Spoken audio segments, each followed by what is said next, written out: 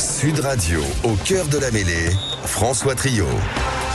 Bonsoir à tous, invité, analyse, débat, c'est parti pour une heure de rugby au cœur de la mêlée, notre nouvelle émission du lundi sur Sud Radio, la radio du rugby. Au sommaire ce soir, le 15 de France débute le tournoi vendredi. Pourquoi une nouvelle page s'écrit? On en parlera avec Laurent Sampéré, un des adjoints de Fabien Galtier, qui sera notre invité. L'Irlande sans Sexton, l'Irlande après la Coupe du Monde ratée entre guillemets. On va en parler également depuis Dublin et puis Toulouse qui se balade hier à l'Arena. Est-ce le ton qui est donné pour ces doublons côté toulousain? On en parlera bien sûr avec Yohan Uget, avec Philippe Spanghero et vous au 0826 300 300. Sud Radio, au cœur de la mêlée. Bonsoir à tous, bonsoir Yohan, Philippe et Quentin. Salut. Bonsoir. Salut à vous trois. Bonsoir messieurs. Au cœur de la mêlée, donc sur votre transistor, dans votre voiture, en DAB+, et sur l'appli Sud Radio ou sur YouTube, même en direct, bien sûr, pour parler notamment de France-Irlande plutôt, J-4 avant le choc de Marseille qu'on va vivre à partir de 19h jusqu'à minuit vendredi sur Sud Radio. Et pour en parler de ce 15 de France en version New Look en 2024, on accueille et on est très content de l'accueillir. C'est Laurent Sampéré, un des adjoints de Fabien Galtier, adjoint pour le jeu d'avant, notamment la conquête et les tâches spécifiques. Bonsoir Laurent. Bonsoir à tous. Merci d'être avec nous à J-4, je le disais, depuis Marcoussis. Est-ce que la journée a été studieuse, Laurent ? La journée a été studieuse. Bon, les journées studieuses s'enchaînent, mais aujourd'hui c'était notre journée assez intense. On s'est entraîné ce matin et cet après-midi, donc ça a été une belle journée. Pas de casse à déplorer, pas de mauvaises nouvelles, parce qu'on sait quand même que voilà, entre la liste du début et il y a déjà eu 2 ou 3 blessés en club. On s'en souvient, Gelon mais un fou. Là, pas de problème. Pas de casse supplémentaire. Je touche du bois depuis le début du rassemblement. On n'a pas de forfait. On a eu des forfaits au dernier moment, mais pas depuis qu'on est rassemblés. Yohan Uget est là, Philippe Spanghero est là. Peut-être une question, Yohan, pour Laurent Sampéré, que tu connais, entraîneur réputé du jeu d'avant, notamment de ce pack du Stade Français qui a été très régulier et l'un des meilleurs, le meilleur en mêlée, voire le meilleur en touche. J'ai plus les stats sous les yeux parce que j'ai oublié mes lunettes en fait, et donc je vois plus mes stats. Mais Yohan, t'as peut-être une question pour Laurent. Non, salut Laurent. Juste une première question. Il y a toujours un microclimat à Marcoussis ou ça reste encore une légende? Tu sais, Yohan, moi maintenant le microclimat de Marcoussis, je le connais parce que ça fait longtemps que je vis à Paris maintenant, même si je suis originaire de Perpignan et mon sud me manque. Mais je me suis fait au climat parisien. On a de la chance. Il y a 15 jours à Paris, il neigeait. Depuis qu'on est là, il fait pas beau. Hein. Le soleil est revenu. Ça va. Le temps est acceptable, Yohan. Ben, plus sérieusement, est-ce que dans la tâche que tu as pris dans tes fonctions, c'est purement le poste de Karim Ghezal que tu as repris? Ouais, bon, on a un fonctionnement. Fabien avait la volonté de faire évoluer le fonctionnement pour que on reste pas exactement dans le même système, mais en termes de responsabilité, c'est le même poste. Philippe Spanghero. Qui s'occupe de la mêlée, c'est William ou c'est toi? C'est William qui s'occupe de la mêlée. D'accord. Et donc toi Laurent de la touche, et quand on tombe par tâches spécifiques, c'est quoi? C'est les attitudes dans les rucks, quelles sont les tâches? Ouais, c'est des métiers qui ont vraiment évolué. En fait, on se partage les tâches. Il y a beaucoup de tâches, mais c'est pas uniquement entre William et moi. Il y a une osmose à trouver, un partage de tâches avec Sean Edwards pour la défense ou Patrick Arletas pour l'attaque. Voilà, on se répartit les tâches sur le terrain pour qu'il y ait un peu de responsabilité, mais ça après avec William on arrive à hyper bien collaborer, ça se passe très bien. Philippe Spanghero pour Laurent Sampéré, entraîneur du 15 de France avec nous à J-4 quand même avant ce France-Irlande dans Au cœur de la mêlée sur Sud Radio. Salut Laurent, écoute, ça fait plaisir de t'entendre. J'avais une question par rapport au modèle de la haute intensité. Donc, tu as dit qu'aujourd'hui, vous aviez travaillé fort. Donc, j'imagine que ça rentre dans ce cadre de la haute intensité dont on entend beaucoup parler en ce moment. Et là, dans un schéma de match le vendredi, jusqu'à quand vous allez faire monter un peu la pression avant de redescendre un peu pour rentrer dans le détail de la stratégie du match et dans les mises en place? Le détail de la stratégie, on est déjà rentré dedans. Hein. On a eu la semaine dernière qui était une semaine capitale pour nous. C'est la seule semaine qu'on a tout au long du tournoi où on peut s'entraîner sans avoir un match au week-end. Donc on a pu se préparer cette semaine-là et déjà intégrer les grandes lignes de la stratégie pour l'Irlande. La haute intensité, la journée la plus intense, c'était aujourd'hui dans la semaine. Demain, on va s'entraîner sur une journée plus à base qui sera assez intense avec un seul entraînement intense. Aujourd'hui, on a eu deux entraînements et plutôt basé sur la vitesse, assez court mais intense demain. Et ça sera notre dernier entraînement intense avant le match de vendredi. Laurent Sampère, entraîneur du Stade Français, je le disais, avec la meilleure touche, j'ai retrouvé les lunettes, 85% de touches gagnées l'an dernier. Justement, qu'est-ce que tu as pu apporter comme touche pour la touche, Laurent ? L'idée, c'est déjà il y a un héritage.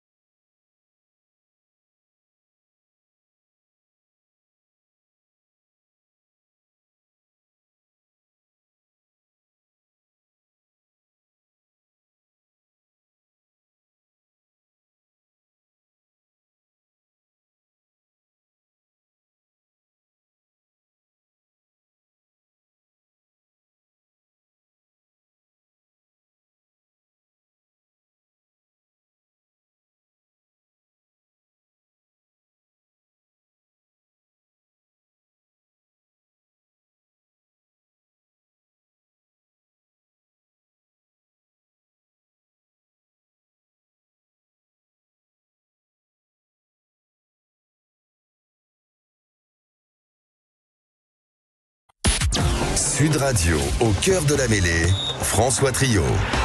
Au cœur de la mêlée, le magazine rugby de Sud Radio, la radio du rugby, et on accueille ce soir avec plaisir les auditeurs de Lyon. Et oui, parce qu'on peut écouter désormais Sud Radio à Lyon à partir de... Non, c'était ce soir, 17h30, si j'ai bien lu mes mails, effectivement. Et donc, voilà, Sud Radio est à Lyon, Sud Radio est sur...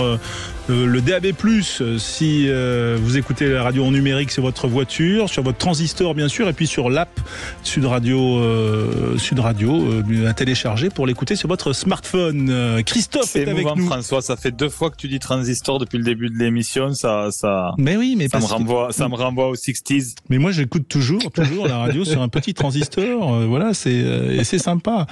Christophe est avec nous, il a appelé le 0826 300 300 avec Yohan Huget, avec Philippe Swanguero et surtout avec le 15 de France dans le cœur. Bonsoir Christophe. Christophe a raccroché, mais il va peut-être nous rappeler. En tout cas, je vous dis bonsoir Yohan et bonsoir Philippe. Voilà, vous en pensez quoi, vous, de bonsoir. De ce match avec ce 15 de France qui va donc affronter l'Irlande. C'est un nouveau départ vraiment. C'est intéressant ce que nous racontait Laurent Sampéré, parce que oui, on sent que Fabien Galtier a voulu insuffler de la nouveauté. Est-ce que ça va se refléter sur le terrain? Est-ce qu'il y a des choses qui vont changer selon toi, Yohan? Selon moi, j'attends juste de voir comment l'équipe se comporte sans Antoine Dupont, parce qu'il apporte quand même, comme on a pu le voir hier avec le Stade Toulousain, toute son aura dans un groupe, et je veux juste voir avec cette nouvelle synergie comment le groupe réagit, la vie sans Dupont dans cette équipe de France, parce que ça fait 4 ans qu'on le voit tout le temps, et il porte cette équipe-là avec de belles actions, et là il tombe directement face à un gros morceau d'entrée, et l'équipe va être dans le dur, il va voir les ressources qu'a ce groupe. Ah, petite inquiétude du côté de Yohan. Est-ce que Philippe partage cette inquiétude? Ouais, petite inquiétude parce que malgré tout, il y a pas mal de changements par rapport aux compositions qu'on a pu voir en Coupe du Monde. Et puis, j'attends de voir comment cet épisode de la Coupe du Monde a été digéré. Voilà, je pense qu'il y a beaucoup d'appréhension à l'approche de ce match, parce qu'il y a des enjeux court terme quand même pour l'équipe de France, pour se remettre la tête à l'endroit, chez les Irlandais aussi, et donc tout de suite on a le plus gros morceau qui nous attend, donc il va falloir qu'on réponde présent, un peu d'incertitude, et puis je sais pas si je me trompe Yohan, mais il y avait un noyau dur de relais du staff dans le vestiaire, qu'animait bien sûr Antoine Dupont, mais Anthony Gelon en faisait partie aussi. Anthony est pas là non plus. Quelle est la place aujourd'hui d'un Julien Marchand dans ce groupe-là, puisqu'il était impliqué?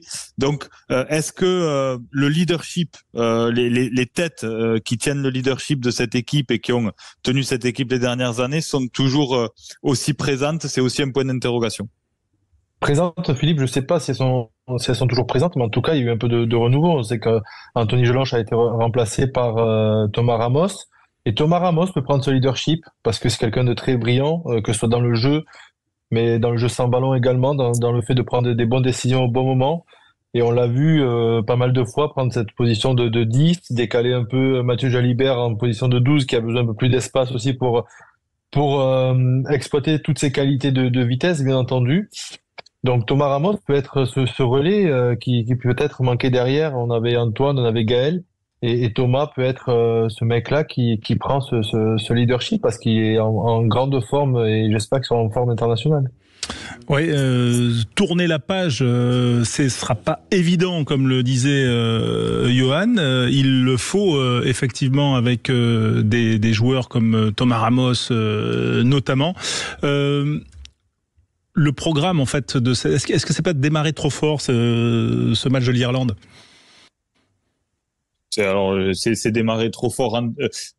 Si on doit se demander ce qu'il aurait mieux valu, honnêtement, je sais pas. Je pense que prendre tout de suite l'Irlande pour savoir où on en est, c'est intéressant. Voilà, puisque quoi qu'il arrive, les joueurs auraient été mobilisés à l'approche de ce tournoi. Mais là, on l'a dit, c'est deux des équipes qui ont été les plus régulières sur le ranking mondial des dernières saisons, qui ont vécu une désillusion quand même particulière, qui doivent aussi se réinventer pour attaquer ce nouveau cycle de 4 ans qui vient de démarrer, qui va démarrer vendredi soir. Donc, au moins, on est dans le bain tout de suite. Après, c'est un tournoi, on le répète toujours, a priori un peu plus favorable puisque c'est l'année lors de laquelle on reçoit 3 fois, donc calendrier plutôt favorable. Donc je pense que il n'y avait pas un meilleur moment dans ce tournoi pour prendre l'Irlande plutôt qu'un autre et de démarrer très fort comme ça. Au-delà de ça, en plus, le côté populaire à Marseille, cet engouement qu'il y a eu pour ce match en demande de billetterie, etc., montre que tout de suite on ramène le public français à nous sur une très grosse échéance. Et ça me paraît plutôt bien. Johan, le journal L'Équipe dit que Moefana va être titulaire plutôt que Biel Biarré à l'aile. Ton avis, toi, ancien ailier du 15 de France? Peut-être qu'il cherche un peu de consistance dans les duels aériens. Je vois pas trop parce que Louis Biel Biarré fait de belles sorties, que ce soit en Coupe d'Europe ou en championnat. Je trouve qu'il s'est étoffé en défense. Alors peut-être, je me dis, sur le jeu aérien, qui chercherait à densifier mais j'aurais pas changé. Il était dans une forme internationale pour moi aussi. Il montait en puissance avec des superbes actions, des cadets qu'il a pu mettre en Coupe d'Europe. Donc voilà, il était surtout en confiance. Et pour revenir à votre question, François, je dirais que sincèrement, les joueurs, c'était le bon moment pour prendre l'Irlande parce que les Irlandais vont tomber sur une équipe de France qui veut sa revanche et on est un peu latin. Donc quand on veut une revanche, généralement on fait des grandes choses. Ouais, alors c'était pas la meilleure question de ma carrière, mais c'est celle qui m'est venue et parfois il faut laisser aussi aller comme ça les bizarreries du cerveau. Allez, honnêtement, on n'est pas là pour juger vos questions, François. Mais moi je l'avoue, je parle vrai. Allez, on va se retrouver. Elle est bien, mais nous, tu sais, on était obligés. Allez, on va se retrouver dans un instant au 0826 300 300. On va parler des Irlandais. Tiens, justement, que valent-ils sans Johnny Sexton? Comment sont-ils depuis l'élimination en Coupe du Monde? On va en parler dans un instant depuis Dublin. À tout de suite. Sud Radio, au cœur de la mêlée, François Trio. 20h30 sur Sud Radio. Merci d'être avec nous parce qu'au cœur de la mêlée, on parle vrai, on parle rugby et on parle entre passionnés. Vous êtes les bienvenus pour nous parler au 0826 300 300. On est à 4 jours du début du tournoi Destination et forcément, on a envie d'en parler, on a envie d'en savoir plus. On a parlé des Bleus. Laurent Sampere était notre invité il y a quelques minutes. On est avec Yohan Huget, Philippe Spanghero et on est content aussi de parler des Irlandais, notre adversaire, notre meilleur adversaire. Et pour tout savoir, on va aller à Dublin avec un ancien joueur français qui est aujourd'hui installé à Dublin. Il s'appelle Mathieu Laporte. Il a été pilier professionnel. Bonsoir Mathieu. Bonsoir François, comment ça va? Ça va bien. Et ancien pilier, je le disais, au Loup, au Racing, au Stade Bordelais de mémoire. C'est ça. Et donc surtout installé à Dublin depuis quoi, une vingtaine d'années, quinzaine d'années? Presque 20 ans. Oui. Le temps passe. Donc voilà, vite. Quasiment, voilà, votre cœur est partagé. Vendredi, Mathieu, voilà, vos enfants ont les 2 nationalités. Bref, vous êtes partagés. Comment vit l'Irlande et comment vit Dublin depuis l'élimination qui a été une élimination épique en Coupe du Monde face à la Nouvelle-Zélande, cette équipe qui joue un rugby parfait? Alors, partagé, je tiens à souligner que je continuerai bien sûr à supporter l'équipe de France. Donc je reste encore très un grand supporter de l'équipe de France. Ambiance post-Coupe du Monde, je pense que l'équipe d'Irlande a bien réagi. Ça a été bien sûr difficile à digérer pour eux parce que c'était une des équipes favorites. Ils ont un entraîneur incroyable, Andy Farrell. Il est juste exceptionnel. Moi, je pense qu'il a été prolongé. Il a été prolongé. Ouais, il vient d'être prolongé pendant jusqu'à 2027, je crois, si je dis pas de bêtises. Donc non, il est en tout cas l'entraîneur est à poste. Il a une excellente réputation en Irlande. Il est très respecté de l'équipe. très écouté. C'est vraiment quelqu'un de charismatique, de très charismatique. Donc non, je pense qu'ils sont passés à autre chose. Ils ont eu un retour en championnat local, le championnat domestique de l'URC, qui était difficile. Alors il y a, je crois que c'est 20 joueurs de l'équipe d'Irlande qui jouent pour le Leinster. Quand on regarde les performances du Leinster, ils ont gagné quasiment tous leurs matchs dans le championnat domestique. On a vu quand même une baisse de forme de quelques internationaux, mais globalement, franchement, là, c'est une équipe qui se porte bien. Donc je pense qu'ils seront très compliqués à battre. Il n'y a pas eu de déprime post-Coupe du Monde. Il n'y a pas eu de déprime du tout. Non. D'accord. Non, ils sont passés à autre chose. Je pense que je pense que ça va être, enfin on pense tous, ça va être, c'est une finale avant la finale. Ça va être commencer par la France. Ça va être déterminant pour la Suisse. Quand je regardais le calendrier de l'Irlande. C'est vrai que ils prennent l'Italie à la maison, le Pays de Galles à la maison, donc en gros, s'ils gagnent contre l'Irlande, s'ils gagnent contre la France, il y a quand même de très fortes chances, à mon sens, qu'ils puissent gagner qu'ils puissent faire le grand chelem. Et vous, de votre œil d'amateur qui suit forcément les Irlandais, la vie sans Sexton côté irlandais, comment elle est perçue par le public, par les amateurs de rugby à Dublin? Alors oui, Sexton est vénéré en Irlande. Je pense qu'il va continuer à jouer un rôle un peu dans le background, comme on dit. Il sera là, il sera plus sur le terrain, mais il sera là. Il n'y a pas encore un rôle. Je crois pas qu'il ait encore un rôle officiel dans l'équipe. Mais bon, ils ont un nouveau capitaine, Peter Mahoney, qui a beaucoup d'expérience, un Munsterman, comme on dit, 34 ans, plein d'expérience, un jeune titulaire, Jacques Rollet, il a 24 ans, très très doué, donc il faut qu'il prenne ses marques, bien sûr, et on remplace pas Sexton comme ça en 2 minutes, mais je pense qu'avec l'entraîneur qu'ils ont, ils ont aussi une stabilité dans l'équipe. Il y a peu de nouveaux dans cette équipe. Ils ont quelques jeunes qu'ils ont pris des équipes moins de 21, mais globalement c'est une équipe qui est très stable, c'est une équipe qui vit bien ensemble. Donc une fois de plus, je pense qu'ils sont super, ils seront très très compétitifs pour ce premier match contre la France. Eh bien, vous ne nous rassurez pas, mon cher Mathieu. Mais votre analyse est intéressante depuis Dublin. On va vous remercier d'être avec nous et d'avoir été avec nous, bien sûr, sur Sud Radio. Avec grand plaisir. Et c'est toujours un plaisir aussi d'avoir ces passionnés de rugby qui nous écoutent et qui sont capables de nous transmettre un peu leur ressenti, sur place à Dublin. Mathieu Laporte, donc ancien première ligne du Loup et du Racing notamment. Avec nous également, ancien demi de mêlée qui a joué au Stade Toulouze lorsqu'il était jeune, ou encore à Grenoble ensuite plus tard, puis ensuite au Munster, au Racing et au Biarritz Olympique. C'est le qui je suis, François, là Non, c'est pas le qui je suis. C'est James Hart qui est avec nous. Il est aujourd'hui à Limoges et on est très heureux de l'avoir avec nous. Bonsoir James. Oui, bonsoir. Merci d'être avec nous. Yoann Huget est là, Philippe Flanguero également, avec nous en direct sur Sud Radio. James, justement, comment toi tu perçois, même si tu es en France, comment tu perçois le rugby irlandais, toujours aussi sûr de sa force comme il l'était jusqu'à ce quart de finale de Coupe du Monde? Ouais, je pense. Écoute, j'ai écouté la personne avant moi, je sais pas qui c'est, mais j'ai pas entendu le nom, mais il parlait que l'Irlande, l'équipe, elle a pas trop changé, à part Sexton, qui est quand même une grosse perte pour n'importe quelle équipe. L'équipe, elle est stable. Du coup, je pense, à part l'ailier qui est blessé, Hanson, l'équipe, elle va quasiment pas changer. Du coup, je m'attends qu'ils soient aussi pragmatiques qu'ils ont été les dernières 2 ans. Mais bon, après, on va voir surtout avec la perte de Sexton ce que ça va faire à niveau confiance. Voilà, mais ça veut dire que vous mettez les Irlandais favoris par rapport aux Français vendredi soir? Après, c'est étape à Sexton et la France, ils n'ont pas Dupont. Du coup, on va voir ce que ça va donner. Moi, ça me tarde de voir déjà le match et le contenu et comment les deux équipes vont aborder ce match. Mais c'est sûr que, écoute, c'est un peu quand on enlève des grands joueurs qui ont tellement une influence sur le jeu.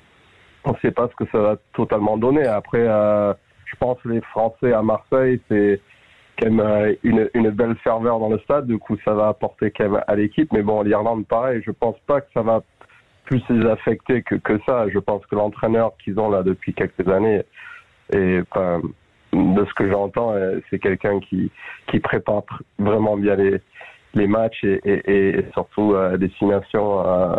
Du coup, je pense qu'ils vont être prêts aussi, les Irlandais. Yoann Huget est avec nous, je pense que vous connaissez bien, et également Philippe Spanghero. Une question peut-être pour James Hart, donc irlandais, mais jouant en France, et David Mêlé que l'on connaît bien en France. Bon, je me lance en premier. Je laisse la parole au doyen, moi. Sympa, merci. On parlait de la comparaison justement de ce renouveau des deux équipes avec des joueurs très importants en termes de leadership. On comparait Antoine Dupont à Johnny Sexton par leur rapport. J'ai l'impression que c'est quand même assez différent dans le sens où le système de jeu irlandais était beaucoup plus concentré autour de Johnny Sexton par rapport à l'équipe de France, notamment autour de Dupont. J'ai l'impression que c'est un facteur quand même encore plus important du côté de l'Irlande, cette capacité à assurer la transition avec Sexton. Oui, je pense que l'Irlande, déjà, dans un premier temps, c'est un jeu qui... Enfin, j'ai vu les deux, c'est beaucoup plus structuré en niveau de système de jeu. Du coup, je pense que, en fait, avoir un Sexton, c'est comme avoir un entraîneur sur le terrain. Je pense qu'il dirige vraiment bien son équipe, même si physiquement, à un âge, il a jusqu'à 38 ans, on voyait qu'il arrivait quand même à diriger l'équipe dans les bons sens. Après, la France, beaucoup plus sur l'instinct, et on voit avec les joueurs qu'ils ont, c'est quand même une génération qui est assez incroyable.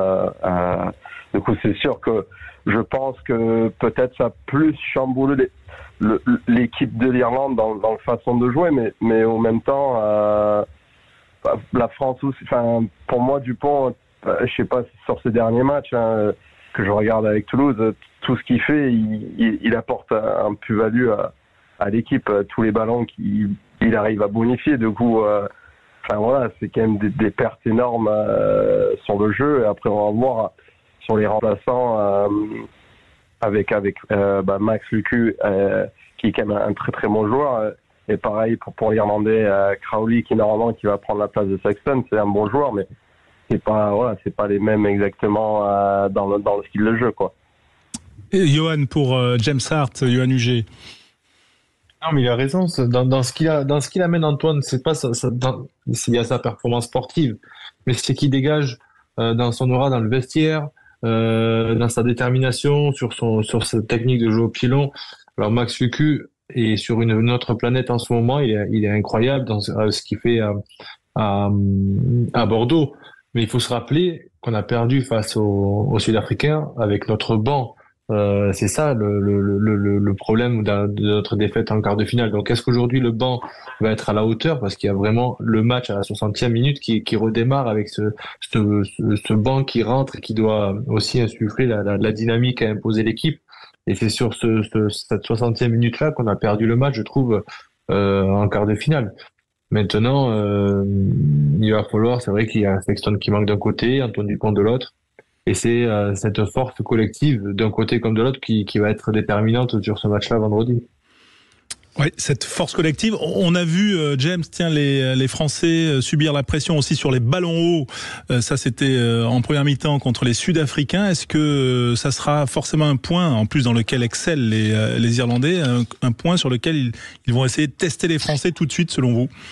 Je pense qu'ils vont tout regarder de comment ils peuvent perturber l'équipe française. Après, je sais pas. Après, c'était vraiment une époque là, peut-être quand Yoann y jouait en équipe de France, que l'Irlande était autour de Murray. C'était vraiment c'était beaucoup basé sur le jeu aérien. Aujourd'hui, ils vont quand même mettre des ballons hauts, mais je pense qu'ils vont être plus dans la continuité de jouer que peut-être jouer dans cette façon-là. Après, on verra bien vendredi soir, mais à mon avis, ils vont peut-être le tester, mais la France, ils sont quand même en place aussi. Après, je sais pas si c'est Moefana qui joue à l'aile ou Biel Barré, donc on verra en fonction de la tempo aussi. Vous avez peut-être un avis? Est-ce que Philippe a un point météo à nous faire sur Marseille, peut-être? Non, pas encore. Par contre, peu importe le point météo, je pense que de toute façon, Moefana ou Biel Barré seront ciblés. Biel Barré parce que sur la Coupe du Monde, il a pas donné les garanties, notamment en quart de finale sur ce secteur de jeu-là, et on a vu que ça avait été très ciblé sur les Sudaf. Les 2 essais qu'on prend proviennent de là en première période. Et Moefana, c'est un point d'interrogation pour moi parce que a priori on s'oriente vers une titularisation de sa part. C'est un joueur qui a très peu de repères à ce poste à l'UBB et qui a pas donné pour moi plus de garanties sur le jeu aérien. Donc ça reste quand même pour moi un point d'interrogation majeur qui est pas réglé à ce stade par le staff pour moi. Et on sait à quel point aujourd'hui c'est un enjeu majeur la bataille des airs et notamment sur cette zone du terrain, quoi. Alors Philippe, si je peux répondre à ta question, ce ne sont pas les ailiers qui prennent les chandelles. Ça va être le 10 et le 15. Dans leur fonctionnement défensif, du 15 de France, tu as remarqué, les chandelles sont, il y a le 10 et le 15 qui se retrouvent sur la ligne des 15 mètres et c'est à eux à prendre, avec la défense que l'on a inversée, et qui met beaucoup de pression, les liés doivent être constamment dans la ligne et du coup, ça laisse le 10 et le 15, derrière sur un deuxième et troisième rideau potentiel. Voilà. En quart de finale, quand même, Biel Barré a été très très ciblé. Alors, je sais pas si la stratégie a un peu évolué, mais ils avaient réussi à aller chercher les ailiers. Oui, mais c'était pas lui. À ce moment-là du match, c'est pas lui à la prendre. Donc après, on peut revenir sur le. Non, mais c'est intéressant. C'est très intéressant. Le système. Sur le système défensif que veut mettre Fabien Galtier, il veut que le lié soit assez collé à son centre, justement pour mettre une grosse pression défensive. Donc c'est pour ça que là, du coup, ça peut justifier ce choix à l'aile en se disant qu'ils sont moins, on va dire, exposés à cette potentielle défaillance. Messieurs, on va demander à James Hart de réfléchir à un pronostic, voilà, qu'on va lui demander dans quelques instants, mais on va accueillir quand même un autre franco-irlandais, on peut l'appeler comme ça, c'est Trevor Brennan qui est avec nous, ancien 3e ligne du Stade Toulousain et du Leinster, voilà, et de l'équipe d'Irlande, bien évidemment, 13 sélections, si mes stats sont bonnes, avec l'équipe d'Irlande. Bonsoir Trevor. Bonsoir les gars. Merci d'être avec nous en direct sur Sud Radio. Salut Trevor. Je le dis, c'est le plus français des Irlandais, Trevor. Voilà, mais ça reste quand même une sacrée affiche vendredi. Comment toi tu la vois, Trevor? Ah oui, Irlande-France c'est toujours le gros affiche, c'est le gros choc chaque fois. Mais je sais, l'année dernière c'était un match chaud, j'étais à Dublin, mais je crois que la France ils peuvent gagner ce match, mais le score. C'était un peu, il y a une grosse carte entre le score, mais je crois le carton jaune d'Antonio, c'était chaud. Je crois l'essai de James Lowe, c'est pas un essai, il a des pieds en touche. Il y a des choses comme ça qui comptent aussi, mais quand même. Comme tu as dit, Irlande, c'était numéro 1 avant la Coupe du Monde. La France, numéro 2. Le 2, ils ont pas qualifié après le quart de finale. Je crois que ce match, c'est quelque chose. Les deux équipes, ils l'attendent pour ce match. Bon, Trevor, il y a beaucoup de Toulousains dans l'équipe de France. Il y a beaucoup de joueurs du Leinster. Comment tu fais alors, toi, vendredi soir? T'as le cœur partagé? Non, moi, je suis 110% français maintenant, mais c'est quand tu joues plus, moi, depuis, ça fait 22 ans que je suis en France, je jouais avec une paquet à l'époque, à Toulouse, qui portait le maillot d'équipe de France. Mais après, quand j'arrête le rugby, je connais tous les joueurs comme Antoine, Gelange, François Cross, Cyril Bay, Marchand. Tu deviens ami avec eux. Tu vas au match, tu vas après le match, de temps en temps, tu bois un verre avec eux. Mais quand je pars en Irlande, maintenant, c'est 2-3 fois par an. Mes enfants, ils ont porté le maillot d'équipe de France, moins de 18 ans, moins de 20 ans. Je suis très fier de ça. Non, mais comme tu dis, moi, je suis adopté par Toulouse et par la France et je suis bien ici. Voilà, Daniel et Joshua, les fistons qu'on salue. Voilà, bon, il a pris un petit carton hier, Joshua. Voilà, il y a eu des briefs ou pas? Il a battu mon record. Ça m'énerve. Ça m'énerve un peu. Ouais. Ouais. Je crois qu'il a pris un carton hier. Si je vois bien, il a pris le carton plutôt pour l'équipe. S'il n'a pas fait ce plaquage, c'est 7 points. Ouais. Il faut que tu fasses le sacrifice aussi. Ouais, il s'est sacrifié à un moment qui était important pour ce match que Toulouse a gagné. On va y revenir dans un instant. James Hart, est-ce que le pronostic est prêt pour ce France-Irlande? Ouais, je veux dire France qui gagne par plus de 4 points. Ah ouais, France qui gagne. Toi, Trevor, comment tu vois les choses vendredi? Non, mais je dis, je crois que la France a plus de chances parce qu'il manquait Sexton. Je vois 28-21. Mais pour la France. D'accord, serré quand même. Ouais. C'est une grosse perte de Johnny Sexton. Il a pris son première sélection en 2009. Ça fait 15 ans qu'il porte et qu'il conduit le bus pour l'équipe d'Irlande.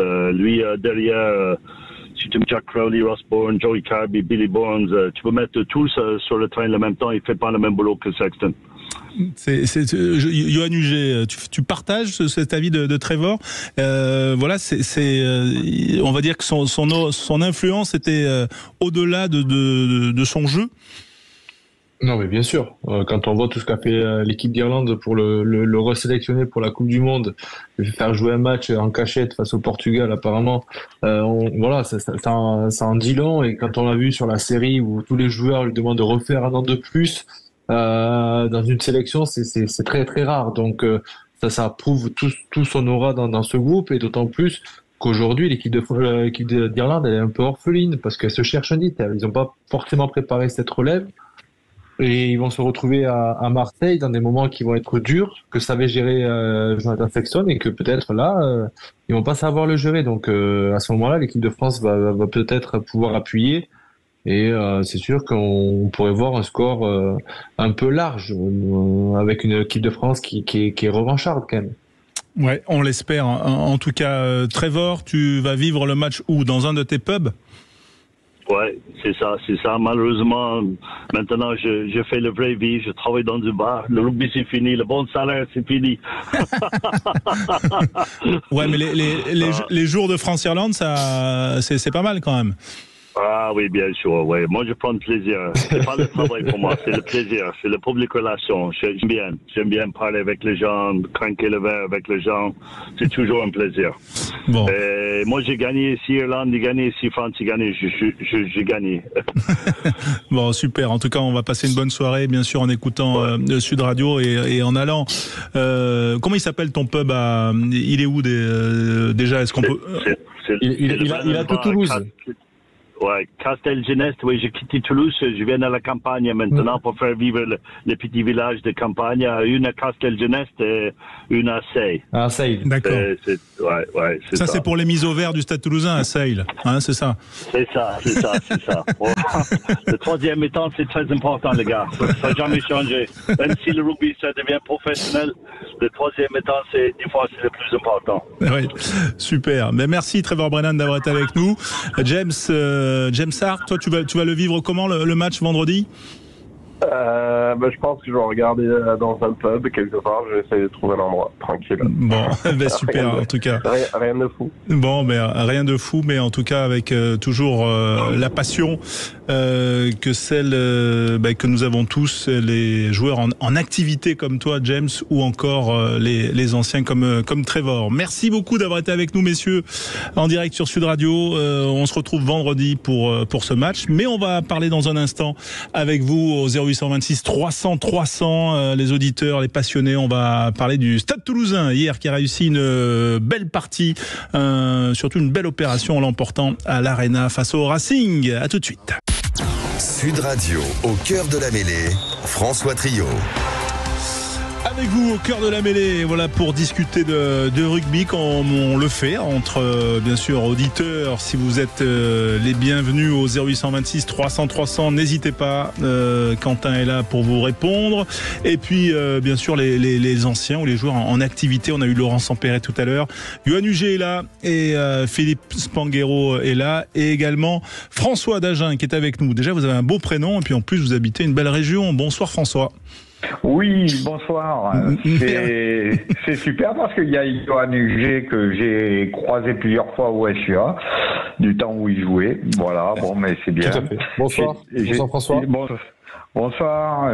Bon, tout va bien. Le top 14, grâce à Toulouse, qui a gagné à Paris, là, c'est quand même extraordinaire. Ouais. Voilà. C'est vrai, ils vous ont impressionné. 27 à 20, très bon match, Johan. Tiens, c'est vrai que c'était quand même d'une haute intensité. Alors tout le monde dit que c'est grâce au synthétique, mais c'est surtout, moi je trouve, grâce aux intentions quand même des Toulousains notamment, et également des Racingmen qui ont joué le jeu. Ah oui, ils ont joué le jeu parce qu'ils ont couru quand même après le score, malgré ce premier essai qui marque. Les Toulousains ont réussi à revenir vite dans la partie et ils ont tenu le ballon. Donc, sincèrement, on n'avait pas l'impression que le Racing jouait à domicile hier.